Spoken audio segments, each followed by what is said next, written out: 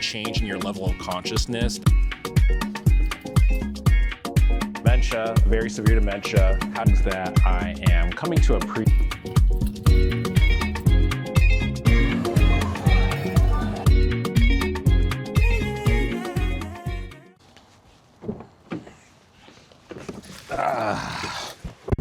Morning, y'all. We are here for another day in the life. I am going to a more private hospital. The other hospital that I am mainly centralized at is more of a public hospital. So the way they practice medicine is a little bit different, but overall for palliative medicine, it's still generally the same. So I'm going to be heading there. We have about 30 minutes until we start rounding. So let's go ahead and get there. We can talk along the way. I was there on Tuesday. Monday we had off because it was Memorial Day. Ooh. Bluetooth connection success. One of the things that we have at this private hospital is something known as care without delay. And what that is essentially is that we have people that come into the emergency department and they are coming in for a possible reason where they don't really need to be fully admitted. And sometimes if we find that those people are hospice eligible, we talk to family, we'll talk to the patient and see if they're open to doing hospice. And before they even get admitted, we actually put in for a hospice referral so they can just go straight to wherever they need to go with hospice. And the reason why that's such a benefit is because when you have people that get admitted, it is using a bed for another patient that needs the hospital resources. And we admit people that need specific hospital needs to be admitted to be there. So for that patient, she didn't really have any needs to be in the hospital, waiting for placement to go to like a nursing home or going to some sort of living arrangement. That's not really a need to get admitted for. So care without delay is basically in the name, care without delay. Instead of delaying you getting to whatever placement you need or getting hospice, we set everything up. So even though you came in the emergency department, you can go right back to whatever facility or living arrangements with hospice set up there. So I thought that was a really cool system that they have here. And one of the things that we try to do is try to avoid a bunch of interventions, because getting admitted is not a benign thing. It's a lot of things that can happen when you get admitted to the hospitals, especially for our older populations. They're really at risk for infections or hospital-acquired infections. So if we can avoid an admission, that would be not only better for the patient, but also good for the hospital care system. And a patient that, say, comes in for a heart failure exacerbation or comes in for some sort of like pneumonia or infection or shock, they get to utilize that bed as opposed to the patient that is coming in that just needs care without delay. So I thought that was a really cool system. Overall, I think one of the things that I need to think about for these last couple of weeks, because I'm starting to get into like the last couple of final stretches of the month. And let me fix this real quick. I'm starting to get into the final stretch of the fellowship, and I have about 7 weeks left.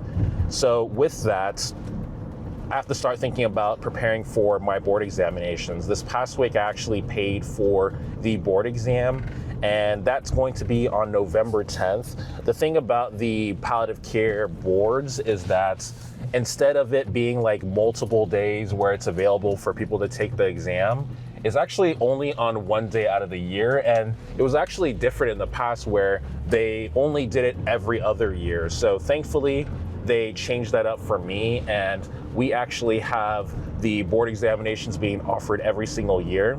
So I paid for it last week. It was almost $3,000. I was like, whoa, man. That's the one thing about medical education, medical training. It's expensive to go to med school. And even after you finish the med school, put in those hundreds of thousands of dollars that puts you into debt, you still have to keep on paying for renewals and paying for exams. These exams are quite pricey. I think when I paid for my internal medicine examination, it was also like $2,500. So that's why it's quite important for you to be prepared for these examinations. You don't take them lightly. And if you're gonna be paying, especially for me, and not that I'm like super money motivated, but when I saw that money leave my account for me when I actually paid for that board examination, I was like, wow, that's almost a month's worth of, or like at least a shift work of money right there, and immediately gone. So pretty crazy. Got to put in the work, got to prepare for the exams, even though it's in November. I still feel a little bit nervous for it, but I did pay for this other intensive board review that I'm going to be doing in about 2 weeks from now. That's directly with the society that actually prepares and makes the exam for us. So it's called like the HPM Intensive Course Review. And what we're going to do with that is I believe it's like a video course and also live course as well. And we get to actually, study with them. The board makers are there. And we actually get to see what we actually need to prepare for. So I am going through the pre-preparatory materials. It's about, I don't know, maybe like an hour's worth of pre-preparatory materials. I just went through the prognostication section this morning, which, prognostication, I don't really have a lot of difficulty with in terms of like, the learning and the conceptualization about it. But let's go ahead and talk about prognostication so you guys can get an understanding of it.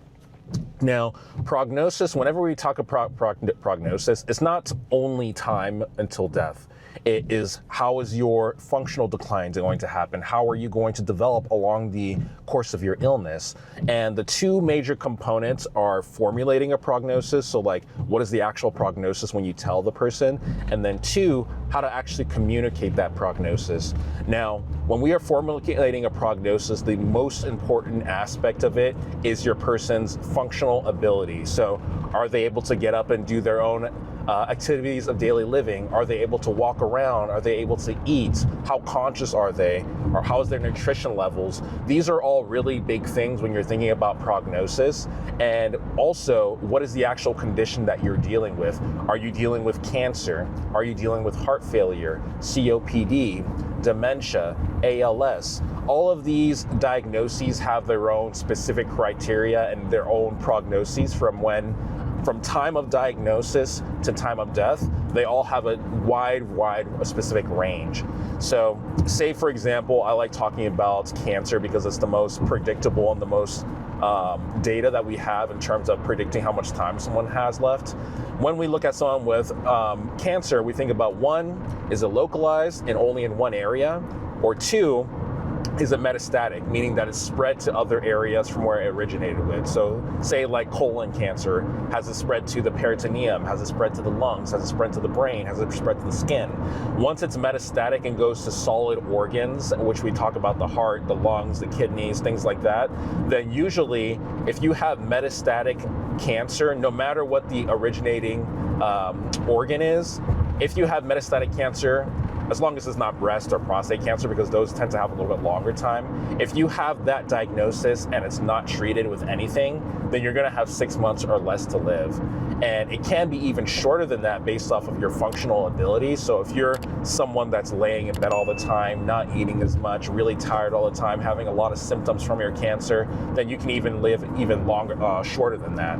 So those are all some of the things that we think about when we think about prognostication and how to actually alter it based off of what we're seeing with the patient, what the actual diagnosis is and how severe it is. And the other thing is also talking about how to communicate a prognosis. Now, when we talk about communicating a prognosis, there's a couple of steps. And the first thing you have to see is, one, is your patient even ready to hear the prognosis? Everybody is different, and just because you know or you have an estimate about how much time someone has left for a prognosis, not everybody wants to hear about that. I've had plenty of patients that have been like, I don't want to know how much time I have left or potentially have time I've left. I just want to go about my life living with this condition, and then whenever the disease takes me, it takes me. And that is important because you don't want to just tell someone, hey, I think you have 4 or 5 months left to live, and they didn't even want to know that. That's going to be very traumatizing for them. It's going to put them into some sort of existential crisis, and you want to just make sure, does this person actually want to know how much time they have left? So that's a big thing. The next thing is when you ask them, hey, do you want to know how much time you have left? You have to give it in a way that is not only empathetic, but something that is concise as well. So you don't want to be going on rambling and talking, and you just kind of get off point. You want to tell them, with everything that we're seeing, I think that with this metastatic prostate cancer that you have, or metastatic lung cancer that you have, I think that with the decline that we're seeing and the things that we're seeing, that you probably have weeks to months months to years, however time range. And that's the thing that you should be doing as doctors, is to not say a specific number. You have to give a range, because the range kind of gives a more accurate description of how much time someone has left. And you can't really say you think that you have 3 months or 4 months. That's not really like realistic. And one of the things that doctors do a lot is that they tend to over prognosticate. And there's been plenty of studies out there that actually say that doctors are pretty bad at prognostication. And the reason why is for multiple reasons. One is a fear of sharing a really bad prognosis. Two is that if you have a really good connection with a patient, you oftentimes want to feel a little bit more overly optimistic. So you tell them that they have a little bit more time than they actually do. And there's a couple other reasons more than that. And then also another thing as well that I saw is that people that are usually early on in their career, they also tend to prognosticate pretty poorly as well, because they haven't had the experience to see as many patients as the more experienced doctors to know how much time a patient has for a specific condition. So that is something that we see for why people tend to overly prognosticate. And giving someone a prognosis that is longer than they actually have, it's not a benign thing. It's not just a simple thing. It's actually really bad. And the reason why is because if a patient wants to know how much time that they have left and you give them more time, then it actually alters the way that they can actually make plans for themselves and do things such as goals of care.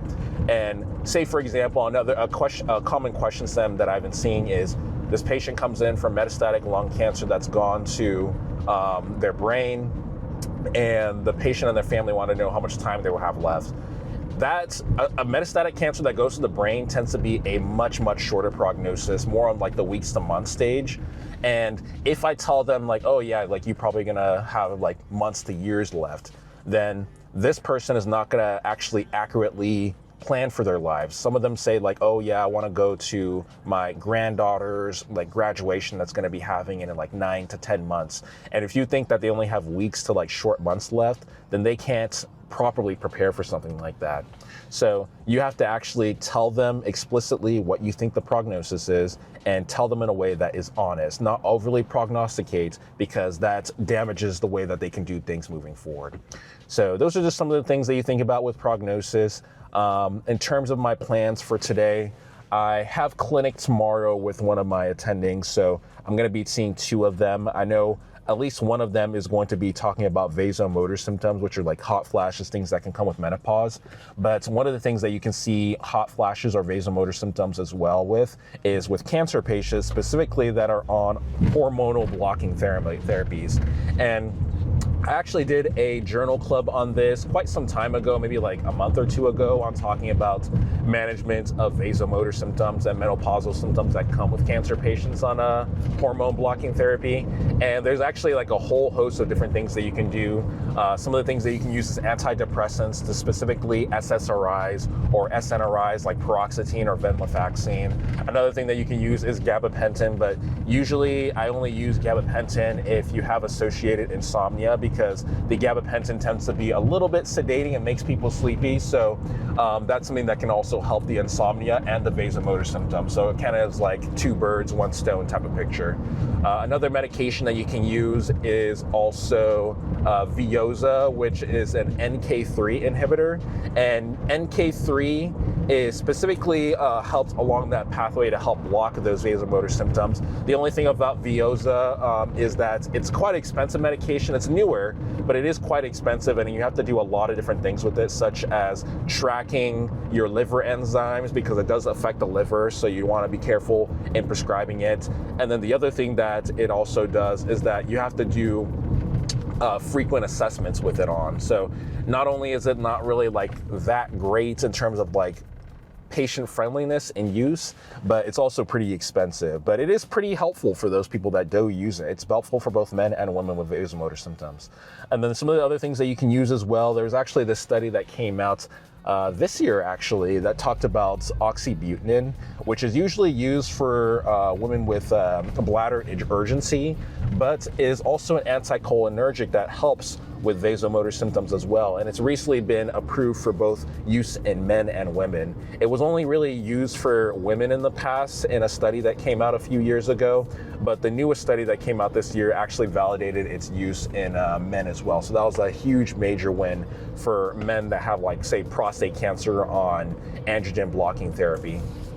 And then the other medications that you can use, a little bit less used, is clonidine. I don't really like using clonidine because it leads to orthostatic hypotension and a lot of other side effects and falls. So that's one of the things that you can use as well if it's like very, very last line of vasomotor symptom control that you want to do. So that's one of the patients that we're going to be seeing. And then the other patient that I believe I'm going to be seeing, I believe it's just a symptom management one, I think a pain patient. So I'll be helping with that one as well. So looking forward to it. I'm about 1 minute from the hospital. So let's go ahead and just get right back to work and then see what type of cases we have for today.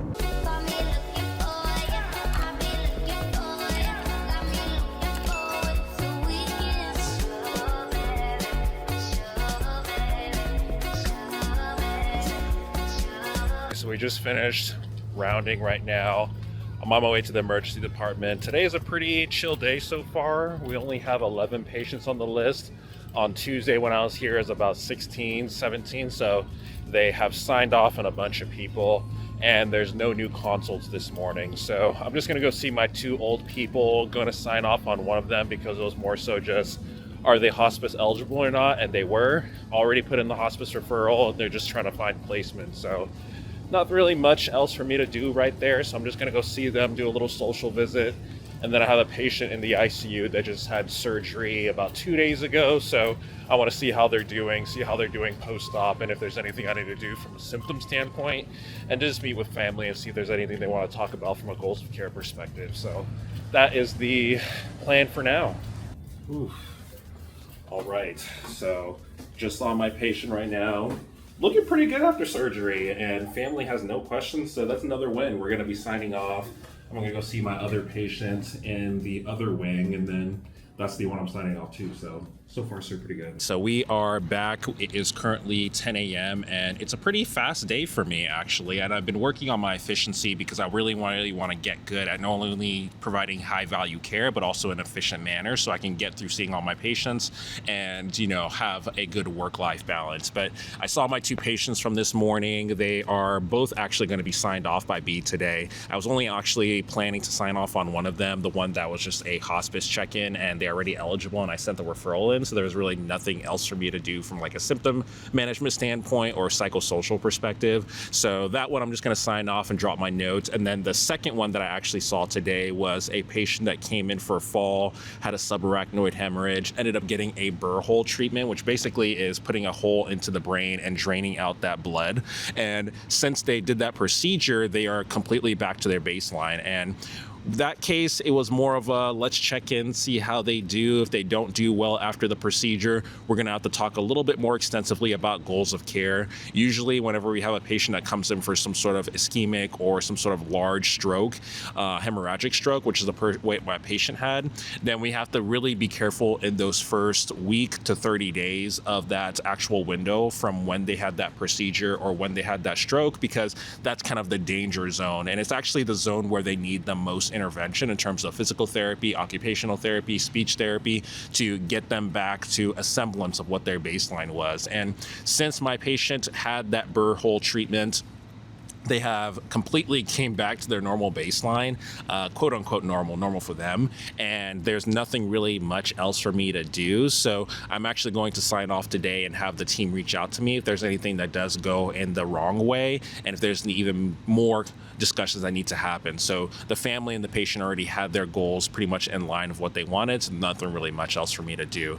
So what I actually wanted to talk about, because that patient was actually experiencing delirium, and delirium is pretty much an acute change in your level of consciousness that is due to some sort of underlying condition. The most common conditions with older populations are people that have urinary retention, constipation, or even pain. So whenever I have a patient that's in the hospital or even outside the hospital, because I'm going to be doing a lot of hospice calls, those are the first 3 things that I check for. So checking the suprapubic region to see is it enlarged, or if I'm in the hospital, doing a bladder scan to see if they are retaining urine, and if they are, putting in either a straight cath to drain that urine, or to even put in a Foley if they keep on retaining, and this is a consistent issue, to drain that urine out, because whenever that urine builds up in the bladder, if it doesn't come out, it causes kind of compression on other structures and causes a lot of discomfort, which in older populations can make them really confused and delirious. So that's one of the things I check for. The second thing that I check for is the constipation aspect. So have you had less than 3 bowel movements in that week? And if you are, either doing like a rectal vault check, or even just giving them medications to try to have them poop out all that all that poop. And just because a lot of, if you guys have felt constipated, it's really, really uncomfortable. So an older patient not moving around, immobile, they're really prone to be constipated quite easily. So if they're not getting a lot of hydration, if they're not getting a lot of fiber, then constipation can be a huge issue for our older populations, which can lead to delirium. And then the last one, which is, there's many other reasons that can cause delirium, but it's actually pain. So making sure that, are they having some sort of nidus that's causing pain in their body? So let's sort of do something, whether it's non-pharmacologically or pharmacologically, giving medications to try to control that pain, whether morphine, Dilaudid, or even like ibuprofen or Tylenol, things to kind of control the pain. But one of the things that you can have that I wanted to talk about, which I had a nice little discussion about it with my attending, is talking about terminal delirium, which is delirium that happens in the last days to 1 to 2 weeks of life. Usually we say about 14 days. And usually whenever we have terminal delirium, we have to think about, we can't really do our normal management strategies like non-pharmacologically, like stimulus control or like sleep or all those other things. Usually in terminal delirium, we think they're going to die with this delirium. So usually what we do is that we think about what can we do pharmacologically to help this delirium. And usually we treat the delirium pharmacologically if they are having a threat to themselves or others. So we think about pulling out lines, causing or punching other people, things like that. So one of the things that you can think about is using medications, and the 2 medication classes that we think about using for managing terminal delirium is either benzodiazepines like lorazepam, midazolam, also known as Versed. Lorazepam is also known as Ativan, if you guys know that about that medication. But if we don't use benzos, we also think about using sedating antipsychotics, so haloperidol, chlorpromazine, which is also known as Thorazine. So we usually think about using those 2 medications. And there's actually 2 trials that came out in the last couple of years, the Record trial and the Huey et al. Trial, both of which were pretty much saying that when we're managing terminal delirium, using a combination or alternation strategy between using lorazepam, the benzodiazepine, and the sedating antipsychotic, which would be haloperidol, is superior to just using the antipsychotic in general. So usually what we would do for terminal delirium is either using lorazepam with the midazolam or lorazepam with the Haldol. And if we cannot either do things rectally or orally or through an consistently through an IV, then we could think about doing an infusion where you can actually use midazolam or Versed, which would be more of like a palliative sedation talk, because you're trying to alleviate the distress that comes with delirium. Because although delirium it may just look like they're confused, it's actually quite distressing for the patient, and we want to make sure that we're managing them in a way that is comfortable for them. So that is something that we do for management for terminal delirium. If I'm on a hospice call, I was actually recommended by my hospice attending and my palliative care attending right now, always field it. If they're having delirium, ask, are they having pain? Are they constipating? Or are they even having any sort of urinary retention? And that if we check those things that they don't, then we can start thinking about using pharmacologic strategies to try to help manage the delirium at the end of days.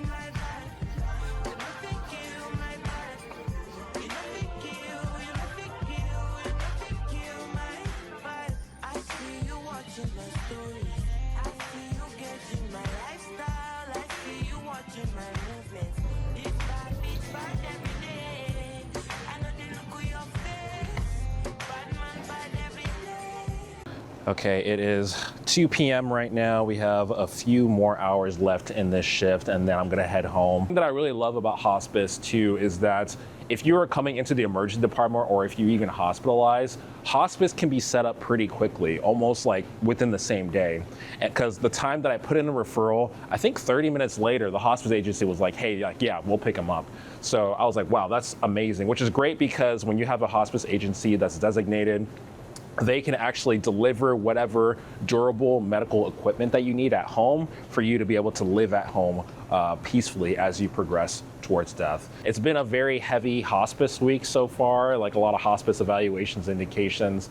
I haven't really had too much symptom management, and tomorrow I have clinic in the morning from I think like 7 or 8 a.m. to about noon, and then I'll come in the afternoon to come see some patients.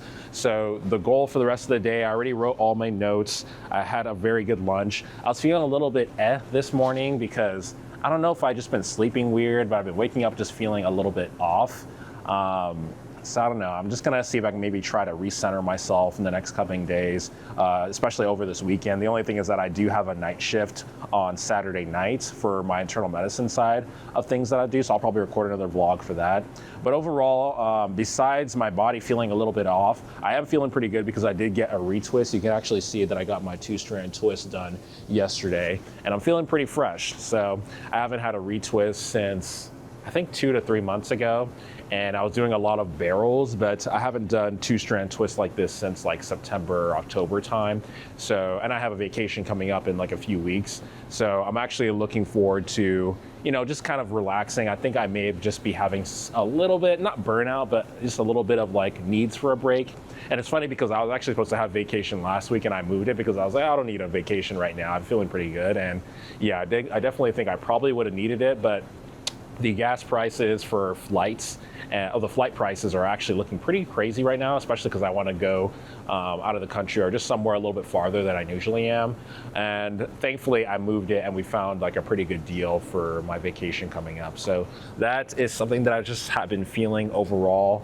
I'm just going to get back to the office right now and get some steps in. I'm trying to hit 10,000 steps, and unfortunately I haven't really been hitting it as reliably. I have like a to-do and a checklist of things that I really want to have completed every single day, but I've been really slacking on that. But besides all that, feeling all right.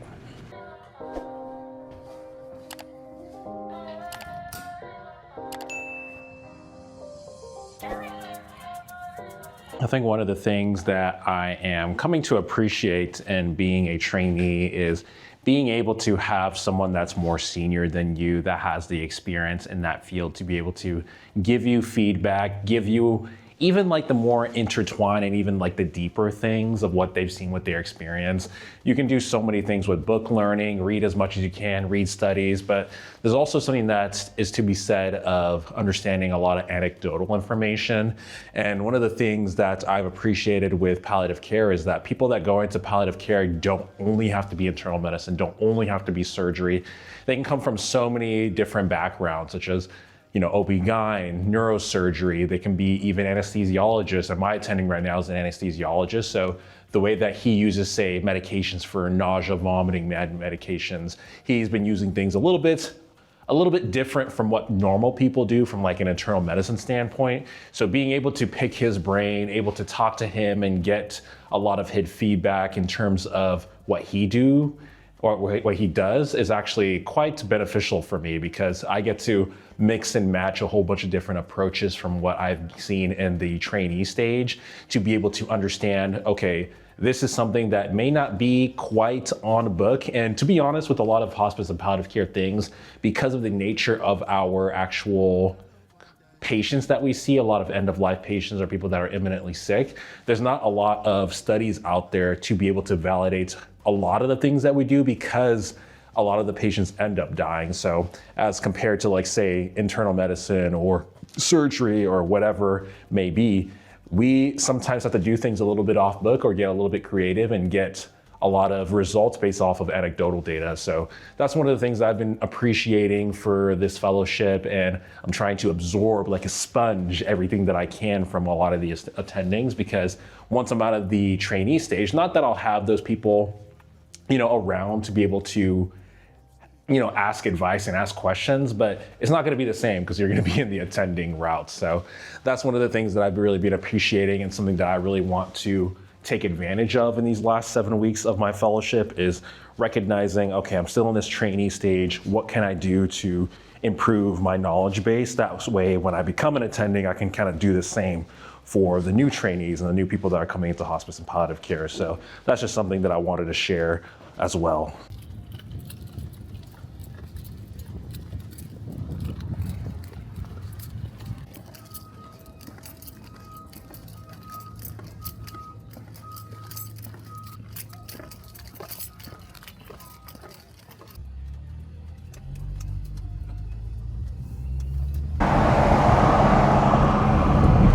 Okay, we are out of here, going home, able to get out of there by 3. One of the cool things about this location site is that if I finish up all my consultations and there's no new consults by the time 3 come around, they usually just let me go home and I just head on out because I can just do a bunch of other stuff when I get home. I do have clinic in the morning, 2 patients that I'm going to be seeing, actually 3 patients. The other one of them I'm just going to be observing. It's going to be for an end of life option act. So that'll be a little bit interesting. That one I wanted to more so observe because I haven't really been a part of any sort of medical aid in dying cases where I've been the one to kind of like fully push them through the process. So I kind of want to see how they do it from a more of a private institution at this site that I'm working at. So that's going to be a little interesting. But besides all that, the other 2 I'm going to take the lead on.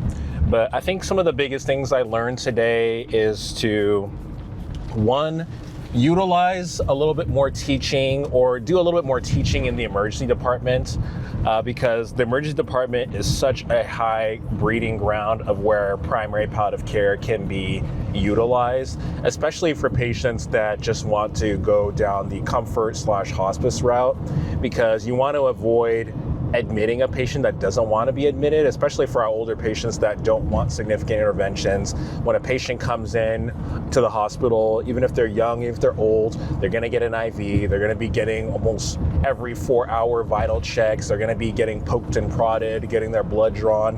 And some people, especially when you get later in life, they don't want to be going through all that. So the emergency departments, they're the one that's going to be presenting the case to the actual admitting doctors, internal medicine, which is going to be moi on Saturday. But if you're able to have an emergency medicine doctor that is good with at least some sort of level of primary palliative care skills, that's going to go a long way for being able to intervene for our patients, and instead of admitting them, putting a hospice referral. Because like I said before, hospice can set up almost same day, and a lot of them actually do. Yes, they do a little bit of like an intake in the first day or 2 and get set up and everything like that, but that is a site where they can actually set up the hospice and do everything from home, especially for a patient that doesn't want to be in the hospital. They just want to go home and just live their life, and if they want to, die at home in a peaceful, comfortable environment that they're used to, not inside of a hospital where you just have a bunch of places and people that you don't really understand and know or even familiar with. So that's just one of the things that I learned today. Another thing that I learned today is that there is a lot of opportunity for growth and a lot of opportunity for teaching others that aren't in my field of hospice and palliative care, which is why I want to be at a teaching institution for my attending role. Not only to, it can have like a lot of support by the other physicians, but because I can be a source of teaching for medical students, for the residents, because there's so many people that still don't really understand the full grasp of hospice and palliative care and what we can do and our capabilities. So being able to hit it from like more of a grassroots level of, hey, we have these med students, they are interested in whatever field that they want to go into. Everybody, no matter who you are, should have some level of hospice and palliative care understanding and knowledge to be able to bring it up with families. That way you don't introduce it to a family where they understand it the wrong way and are denying services that they don't even understand in the first place because the doctor or the physician or advanced practice practitioner did not present it in the right way. So those are some of the things that I I learned today. I'm going to be going into the weekend for a shift, but I'm hoping to do a little bit more rest. I'm going to be setting up a rotation at a skilled nursing facility because for our fellowship year, we actually need to do, I think, at least like 4 to 5 days at being a skilled nursing facility. So that'll be a little bit interesting because I've never really rotated or worked at a SNF before. They call it SNF for short, for skilled nursing facility. So I'm curious to see how they actually run hospice and palliative care from those institutions. So I'll be doing the same thing, consultation service. The doctor that works at the SNF actually told me that there's actually going to be a medical residence. So kind of like I was saying before, that's going to be an opportunity for teaching that I can do for a younger learner in their career. So that is something that I'm really excited for. I think that's going to be happening in 2 weeks. And other than that, it's going to be great. So I'm going to be heading home. I need to do a little bit of a workout. I've been doing calisthenics for the last, I think this is my 5th week of doing calisthenics. So I'm going to be doing a upper body routine. Maybe one of these days, if you guys are interested in seeing my routine, maybe like a little bit of a B-roll of what I do for my calisthenics, let me know and I can put it in these vlogs moving forward. But other than that, I hope you guys enjoyed this vlog. I'm going to head home, have dinner. The OKC versus Spurs game is today, so I'm excited to watch that game, and I really am trying, I'm hoping and praying that they win this game today, the Spurs that is, because I really want either Wembanyama to win his first championship, or I want the Knicks with Jalen Brunson to win their first championship as well. So, fingers crossed, because I really do not want another OKC Thunder finals championship for them. So anyways, that's enough hating for me. I'll see you guys later. Peace. Have a nice day.